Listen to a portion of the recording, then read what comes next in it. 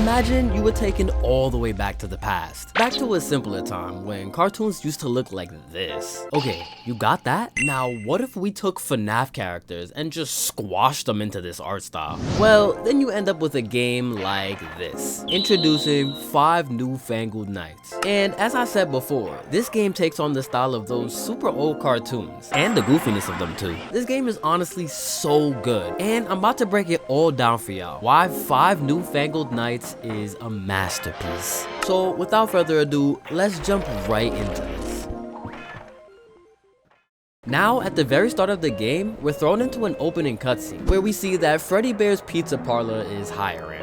Then we cut to the main characters of the story: Jeremy, Susie, Fritz, Gabe, and of course, Cassie. And before I continue, can we just stop to appreciate some of these panels for a second? I'm sorry, but this art style is so tough. Every night has its own set of panels, and you best believe we'll be covering all of them. Anyways, where were we? The kids all start to fill Cassie in on what happened to them, and why they're, dead. They explained that the night guard of this building had lured them all into the parts and service room, where they unfortunately met their demise. And all of them kind of just accepted that. All of them except Cassie. Cassie has nothing but revenge on her mind and proposes that they kill the night guard. And the rest of them kind of just go along with it and accept it. I bet. But when the night guard killed them, he had hid each different dead body in a different animatronic suit. And each kid has control of their respective animatronic suit. Jeremy's up first, so let's see what he's got.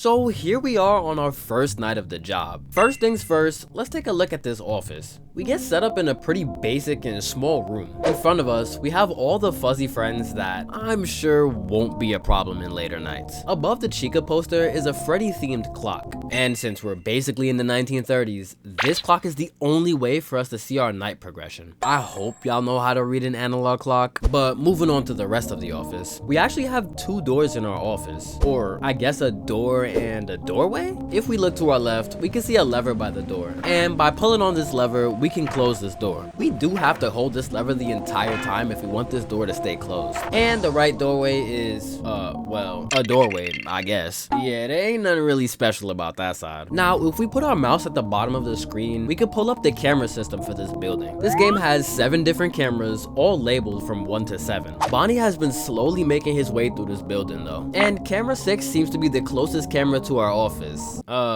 Well, what do we do? So camera 6 leads to the left side of the office. This means that Bonnie will show up in the left door of your office. And of course, to get rid of him, all we have to do is close the door on him. Only after you hear the footsteps of him walking away can you open the door. But since Bonnie was the only one active on this night, night 1 was a breeze. This night is mainly used to get us familiar with the office and the camera systems, usually how night 1s are on every FNAF game. But let's go ahead and move on. Take a look at this. After each night, there's a post-night section where we can play Bonnie's Bash. In this minigame, we have to hit a set amount of Bonnies to get 2 hours off our next shift. And yeah, this one's pretty self-explanatory. Get to whacking them Bonnies. I'm pretty sure I didn't even miss a single one on this attempt. But whatever, let's move on to the next night. Now, before the night starts, you already know we have ourselves another panel to read through. This time, our squad regroups to talk about how the last night went. But with Jerry not having like a brain and all, he kind of forgot what he was doing, which I guess makes some sense because Bonnie only really attacked us like twice the entire night. Cassie realizes that Jeremy alone won't be enough to get this job done. So Susie steps up to try to help out. Now, Susie's a little special because she has the ability to detach her head from the rest of her body, and Susie's body can function independently from her head. Because Susie controls the Chica animatronic, this means that Susie herself can control the Chica animatronic while the body takes over Carl, Chica's cupcake. How does her body control itself? I don't know. Maybe she's lost her mind. That is too tough. Wait, why is nobody else laughing? That shit was fire. So let's see what Susie's got for us.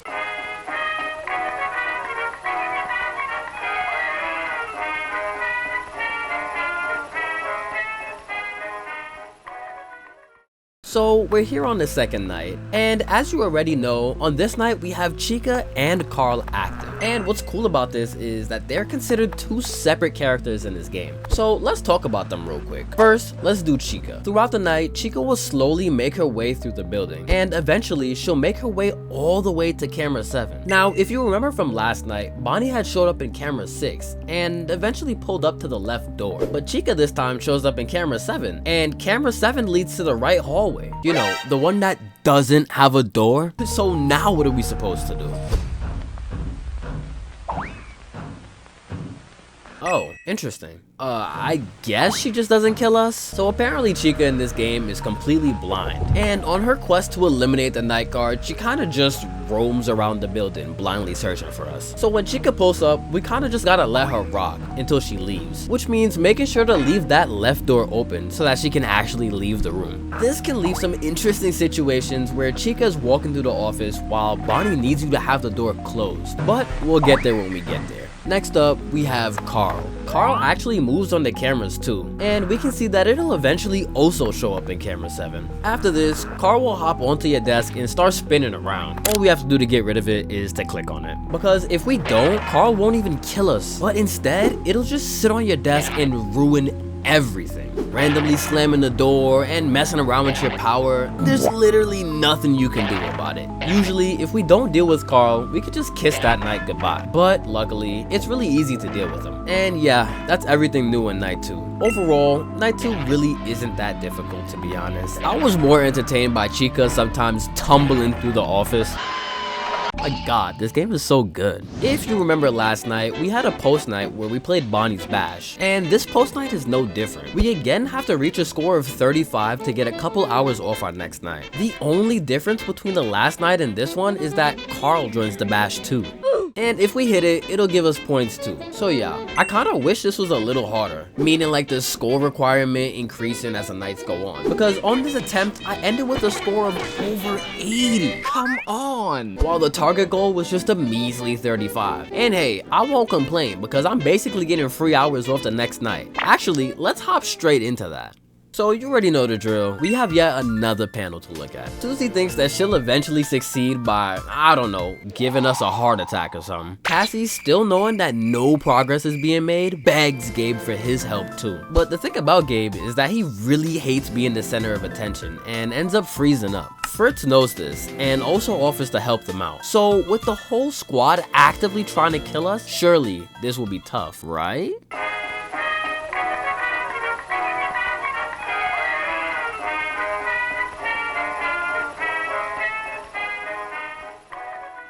So now we're on night 3, and as you already know, we have to deal with both Freddy and Foxy this night. First, let's talk about Foxy. Now I have to say that this whole Foxy introduction is just genius. Just listen to what the phone guy says to us here. Don't worry about that robot you see behind the curtain.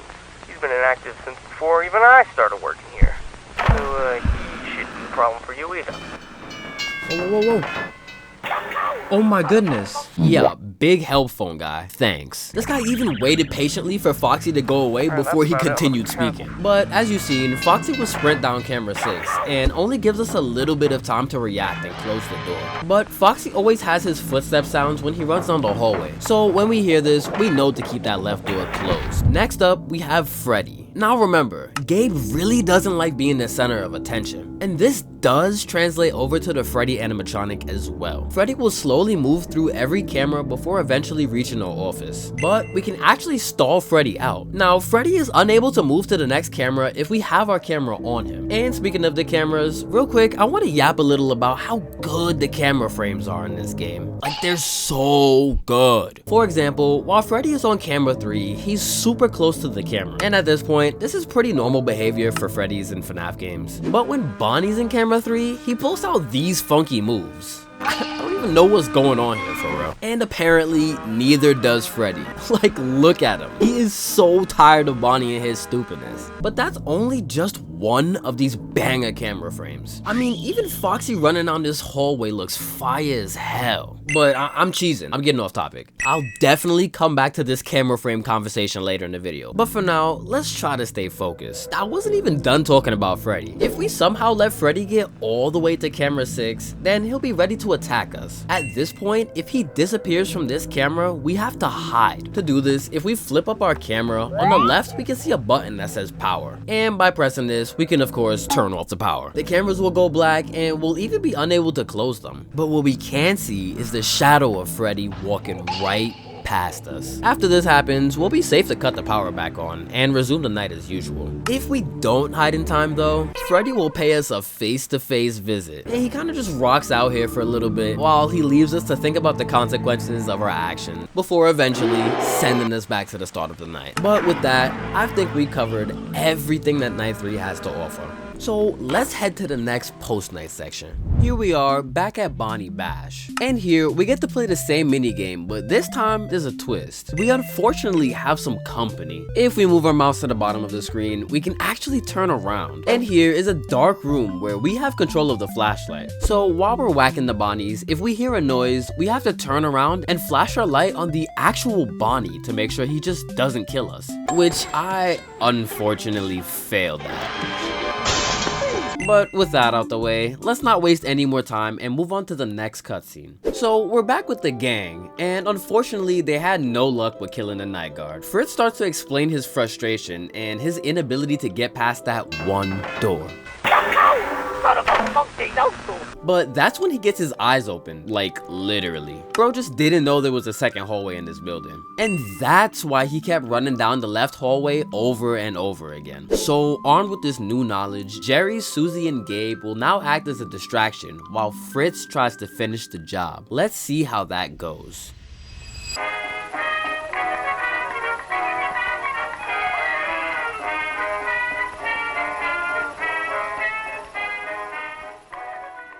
So we're here on night 4, and as you can see from the title card, this night is actually Foxy's night. So not only are Freddy, Chica, and Bonnie all on go, but Foxy functions completely differently than how he did last night. So Foxy starts in camera 4 and hides behind these curtains, but eventually Foxy will leave his curtains, and when this happens, you have to look through every camera until you find him. And if we stare him down for a little bit, then he'll move over to a different camera, where you have to repeat the process over and over again. After finding Foxy a set amount of times, then he'll go back to camera 4 behind his little curtains. On this night, we get introduced to a little something we like to call RNG. There's a pretty small element of luck involved in this night. There's a lot of scenarios where multiple animatronics will show up at the same time, but they're not gonna wait around for us to deal with them one by one. Go, go, go, go, go. Like for example, if we're in the middle of searching for Foxy and we hear Bonnie at our door, like what do? Well, Bonnie doesn't give us much time to react, so we should close the door to make him go away. But while holding your door shut, then Foxy goes unchecked and then our fate gets sealed. It's like checkmate. But it's not the end of the world though. Night 4, RNG and all, was pretty tough, but it isn't impossible. Foxy was, of course, by far the most annoying to deal with because of how much respect he demands in the cameras. But with all that being said, that was night 4. Surely it doesn't get too much worse than this, right? Alright, we do have another round of Bonnie Bash. This time around, there's nothing really new here, aside from the fact that Bonnie really wants us dead. But this is the same old minigame. Nothing else to see here, so let's head over to the next set of panels. So we're back with the squad, and Fritz more than anyone seems to be trying his absolute hardest to try to kill us. And I'm not gonna lie, us actually playing as a night guard, I feel all of his efforts. But Cassie is not having any of it. She's fueled by rage and revenge, and demands to have them stuff her dead body in a spare animatronic suit so she can handle business herself. The spare suit that happens to be left over is none other than Golden Freddy Bear. And she says, I want you guys to try taking that jerk out one more time. If you can't get him by sunrise, then it's my turn. Okay, Cassie, don't let rage consume you now. But now we have the final night, the final shift frenzy.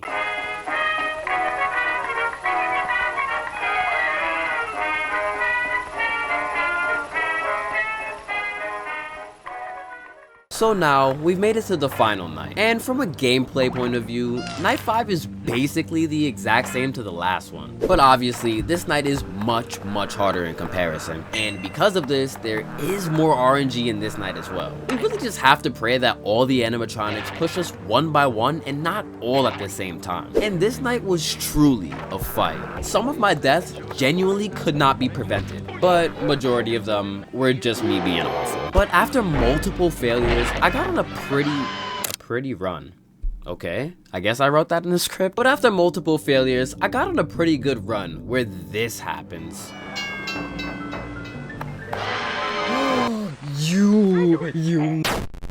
They changed the mechanics, bro. Yeah, so on this night specifically, Foxy, being the wise fox that he is and all, chose to switch back to his mechanic on night 3. After 5 AM on this night, we'll start to hear the same footsteps of Foxy running down the hallway. But honestly, this version of Foxy is way easier to deal with, because now we can focus our camera on stalling out Freddy, rather than using it to search around for Foxy the entire night. But anyway, after another good attempt, we're finally approaching the end of night 5. So let's...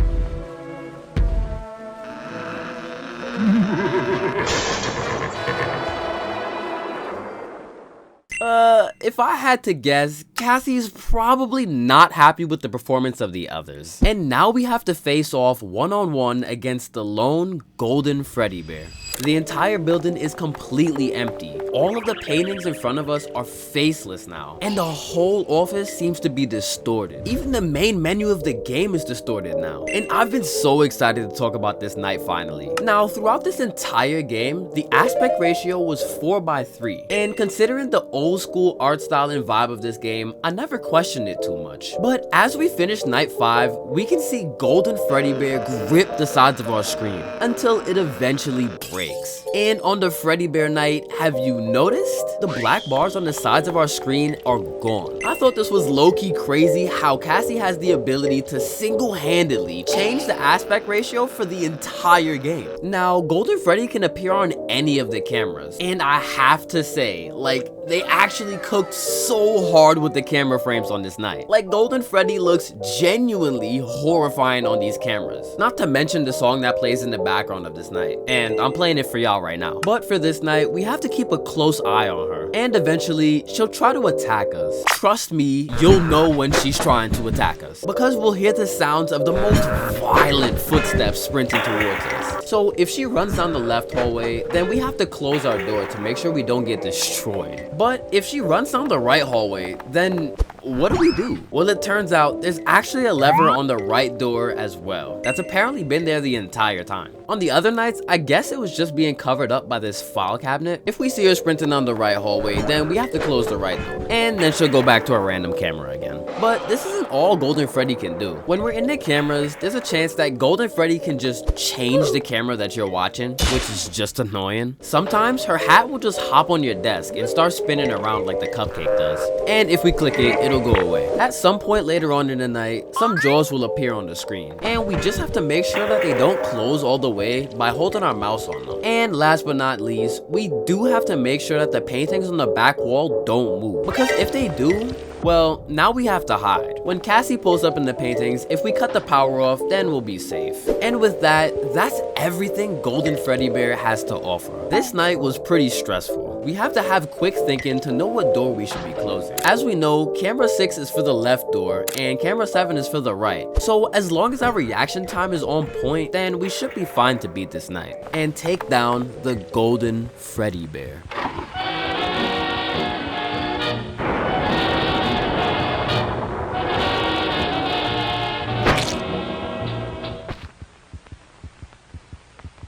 I'm gonna be honest, I'm not even entirely sure what happened here, but we got bailed out so hard. But after that, we get moved to the final cutscene for this game. Cassie, as you'd expect, is pretty bummed out that she wasn't able to successfully get back for the gang. But it seems like the night guard left behind his name card, and it reads Charlie? Wait a minute. Gabe can't even remember the night guard's name, but it for sure wasn't Charlie though. Yeah, it turns out the night guard that actually killed all of these kids was named Vinny Smith, which means they almost killed a completely innocent man. And honestly, that was just a perfect twist, cause for most of the game, I actually thought I was playing as the killer, and the gameplay was just a consequence of my own actions. But this is way worse than that. Poor old Charlie was sitting there fighting for his life against those animatronics. But since none of them actually ended up killing the night guard, I guess it wasn't that bad, right? And with that, we've finally concluded the main story of 5 New-Fangled Nights. This game is so peak, and the boss fight was really just the cherry on top. Now, this game, like most other FNAF games, has a custom night, and you're not gonna believe this, but there are actually 5 extra custom night characters in this game.